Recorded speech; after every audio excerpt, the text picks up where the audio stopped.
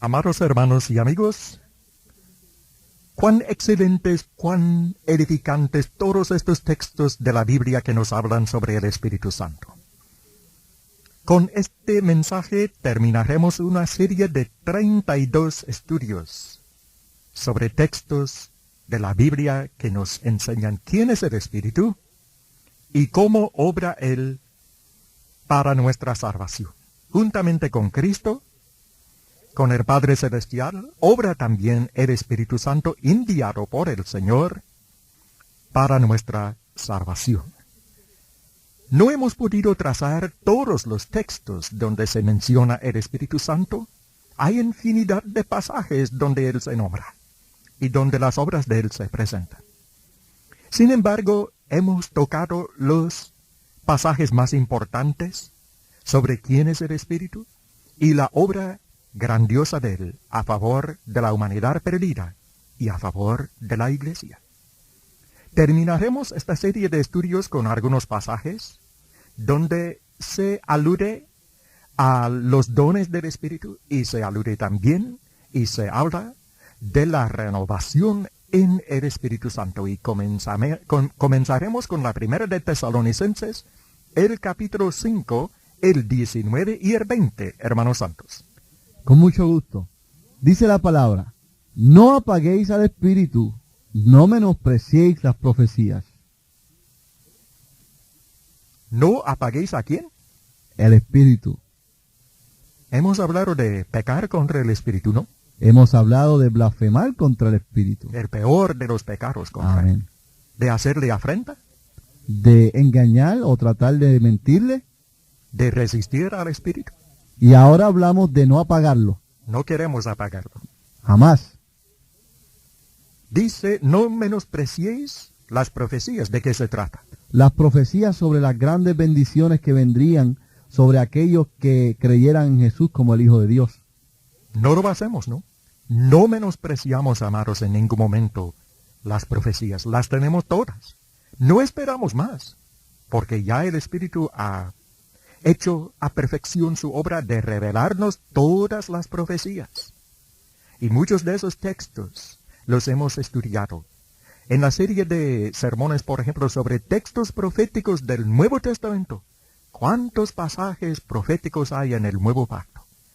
En el libro de Apocalipsis. Así que no menospreciamos nosotros, no, en ningún momento, las profecías, sino que para nosotros las encontramos todas en las páginas del Nuevo Testamento. También hay profecías en el Antiguo Pacto, pero la mayoría ya se cumplió. No apaguéis al Espíritu. Estamos llenos del Espíritu Santo y no queremos apagar en ningún momento el poder, el fuego del Espíritu, hablando en términos figurados, dentro de nosotros. Me lleva a pensar esta terminología en unas palabras que Pablo escribió a Timoteo, ¿no? Sí, es correcto. Aparece en la segunda carta del apóstol Pablo a Timoteo, en el capítulo 1 y verso 6. Dice de la siguiente manera este consejo que le da el padre espiritual de Timoteo, Pablo: por lo cual te aconsejo que avives el fuego del don de Dios que está en ti por la imposición de mis manos. Una enseñanza que podemos transmitirle a cada uno de nosotros. Que no apaguemos el Espíritu, nos dice en Primera de Tesalonicenses. Y dice Pablo que avivéis el fuego que hay en ti. Esa, yo le llamo en muchas ocasiones el primer amor, donde comienza una relación tan intensa con Dios. Amén. Y el cristiano y el recién convertido, que todo lo que queremos saber, escuchar y hablar es sobre Dios. Por el hambre que hay en el alma del cristiano nuevo, existe lo que se llama el primer amor. Y para él piensa, sueña, duerme, todo es Cristo, el Señor, Dios, el Espíritu, la Iglesia, todo lo bueno, todo lo honorable, todo en eso piensa el nuevo cristiano. Y ese nuevo amor, en muchas ocasiones, por desgracia, se va apagando, se va debilitando y la persona cae en lo que hablábamos en la conferencia anterior, en que después que ha conocido, se apartó.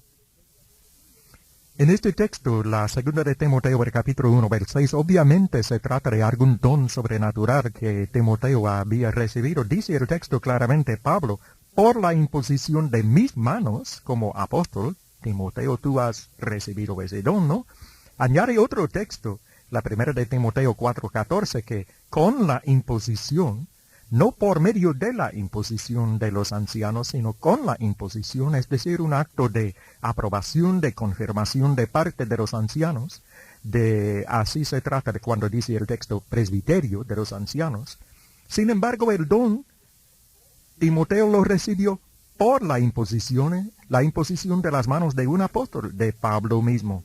Es el mismo caso de los efesios que habían sido bautizados en el bautismo de Juan, que aunque era para perdón de pecados, no recibían el Espíritu Santo por medio del mismo. Se bautizan en el nombre del Padre, del Hijo y del Espíritu Santo, y entonces Pablo le impone las manos a aquellos hombres y comienzan a hablar en lenguas. Claro que sí. Desde luego, como bien lo ha dicho ya el hermano Santos, no hay que limitar esta exhortación de Pablo, donde él dice, te aconsejo que avives el fuego del don de Dios que está en ti. No hay que limitar esta exhortación a los dones sobrenaturales, que ya sabemos que, como quiera, de acuerdo con la voluntad del Dios, del Dios mismo, pasaron, sino que debiéramos aplicar esta enseñanza al primer amor, a siempre estar lleno del Espíritu y trabajando afanosamente, con mucho gozo, con mucha alegría en el Señor. Vamos a pasar ahora a Tito, el capítulo 3, donde encontramos una enseñanza hermosa, grandiosa sobre la renovación en el Espíritu. Ya tenemos el texto en Tito, el capítulo 3, comenzando con el 4 y hasta el 7. Dice la palabra, pero cuando se manifestó la bondad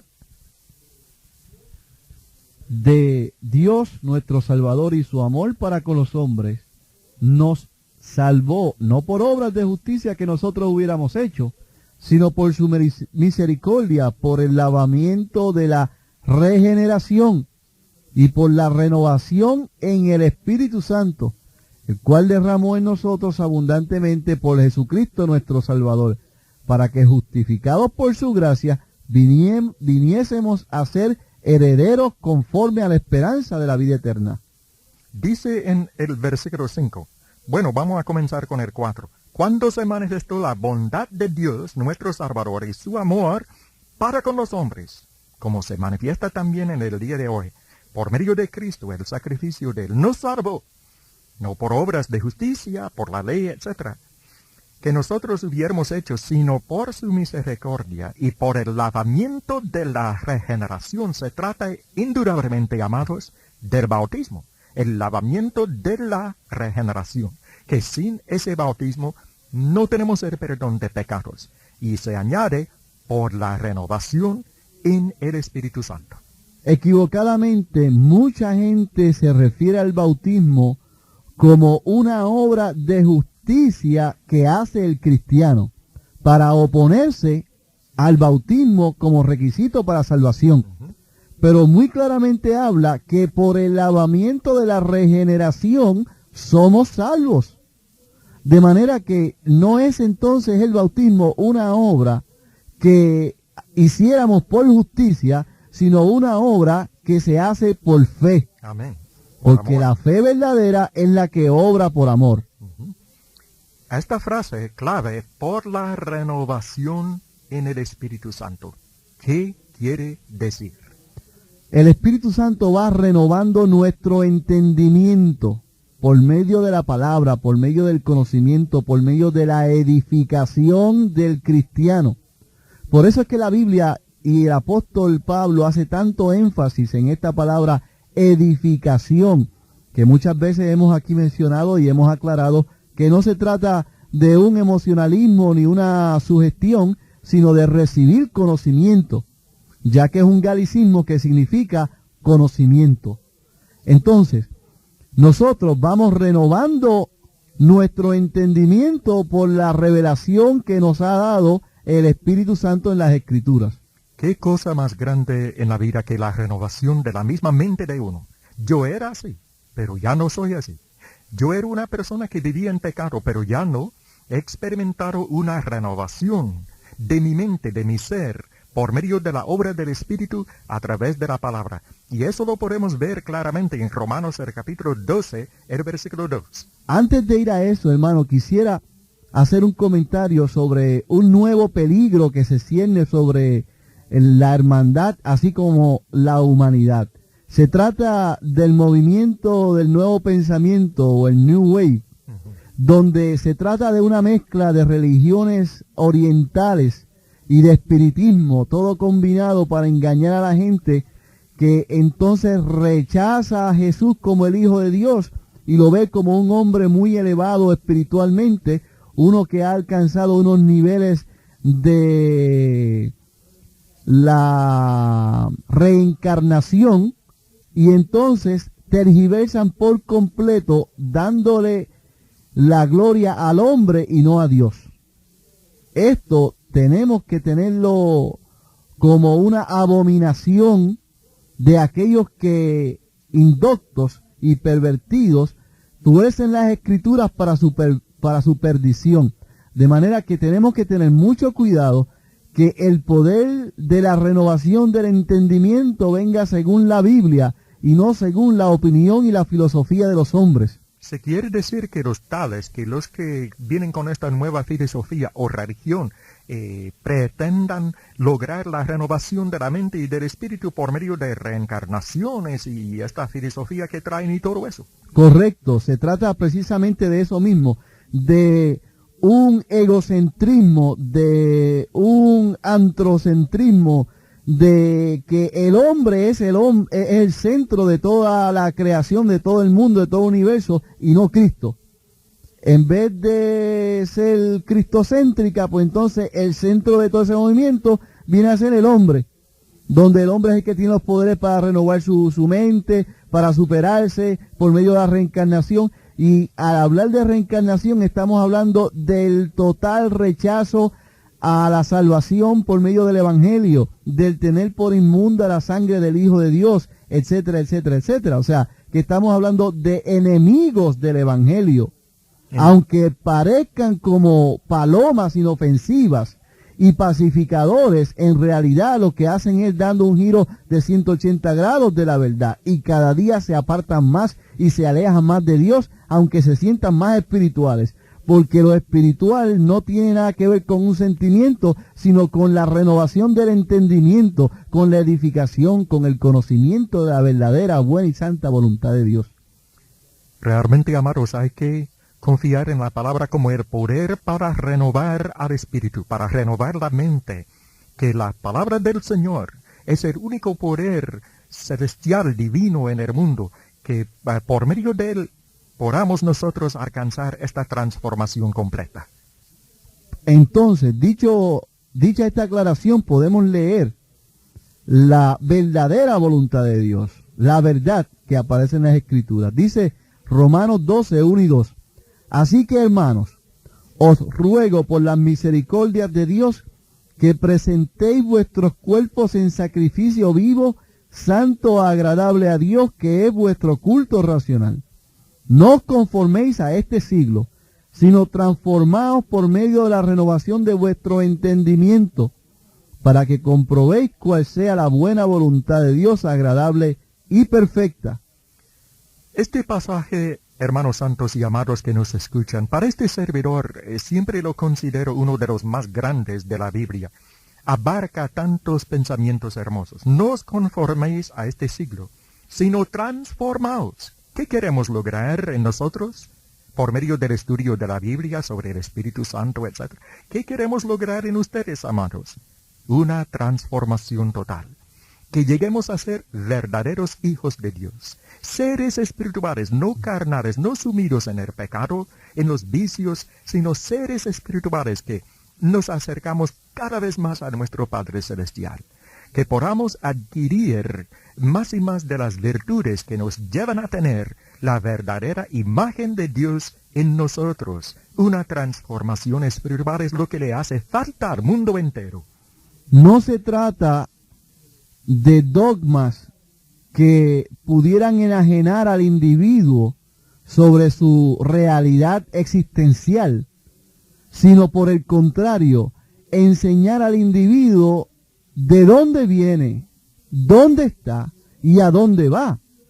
Que por medio de un estudio de conciencia, inteligentemente pueda el ser humano, el individuo, darse cuenta de su posición delante del Creador, delante del universo, delante de la creación completa, cuál es su posición de honor en la creación, y pueda asumir esa posición con responsabilidad, que es viviendo a la altura de lo que es la máxima creación de Dios, que no ande arrastrado por el pecado, sino que ande de acuerdo a lo que fue creado, a imagen y semejanza de Dios. Dios, siendo un Dios, un ser inteligente, no espera menos de nosotros sus creaciones hechas a imagen y semejanza suya, sino que por medio de la inteligencia que tenemos, estudiemos las Escrituras y podamos entender cuál es su buena voluntad, para que por medio de la conciencia renovada, del entendimiento renovado, podamos ir por encima de los deseos de la carne. Mucha gente busca espiritualidad, esoterismo, cosas fuera de este mundo. Sin embargo, van equivocadamente a otros lugares a buscarlo. Unos los buscan en las drogas alucinógenas, otros los buscan en las religiones orientales, otros los buscan en el emocionalismo, otros los buscan en los falsos profetas, pero muy pocos buscan esa espiritualidad, ese elevarse al cielo, a las cosas divinas, ese acercarse a Dios que tanto necesita el hombre, que tanto buscan las naciones y las poblaciones primitivas, que por la ignorancia comienzan a adorar la criatura antes que al Creador. Pero nosotros no podemos caer en ese error, porque ya hemos recibido y tenemos al alcance de la mano, al alcance de la vista, toda la revelación y la voluntad de Dios. Así que de esa manera, de forma inteligente y no enajenante, esclavizante, acerquémonos al trono de la gloria para alcanzar la vida eterna. Transformaos por medio de la renovación de vuestro entendimiento de la mente, del mismo Espíritu. Renovación en el Espíritu Santo, de Tito el capítulo 3, ¿qué significa? Lo mismo que renovación por medio de vuestro entendimiento en este pasaje en Romanos el capítulo 12:2, que se logra por medio de la operación del Espíritu a través de la palabra en nosotros. ¿Y dónde se encuentra esta paz? ¿Y dónde se encuentra este gozo en el Espíritu? ¿Dónde se encuentra esta satisfacción para el hombre que encuentra cuando anda bien con Dios? En la voluntad perfecta y agradable y buena del mismo Señor, como dice el texto que estamos estudiando, el 12:2 de Romanos, para que comprobéis cuál sea la buena voluntad de Dios, buena y perfecta y agradable. Nosotros estamos hablando sobre espiritualidad, sobre elevarnos al poder divino, etcétera, etcétera. Y muchas personas a lo mejor creen que estamos hablando en términos muy elevados, inalcanzables por el ser humano en el diario vivir, que estamos hablando de irnos a un retiro, a contemplar la naturaleza y así elevarnos en una meditación trascendental donde nos enajenemos de la realidad diaria, y que cuando bajemos de esa montaña entonces nos enfrentamos al peligro, al pecado, a todos los problemas, a la ansiedad, todo lo malo que hay en el mundo. Sin embargo, a lo que nos referimos es precisamente a eso, a enfrentarnos al mundo, a no salir del mundo, pero a cuidarnos del mal. Se refiere a dar los frutos del Espíritu, se refiere a vivir espiritualmente, no caminando sin tocar la tierra, no andar con una aureola, no ser un espíritu, sino teniendo los frutos del Espíritu, que son amor, gozo, paz, paciencia, benignidad, bondad, fe, mansedumbre, templanza. Esas son las el resultado de la transformación de la cual estamos hablando ustedes. Terminamos esta serie de estudios citando Efesios el capítulo 5, el 18. Efesios el capítulo 5, el 18 y hasta el 20.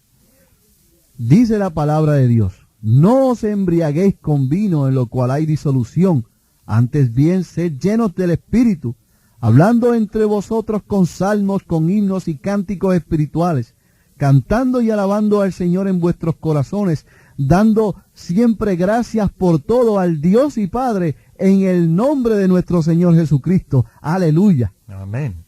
¿Cómo?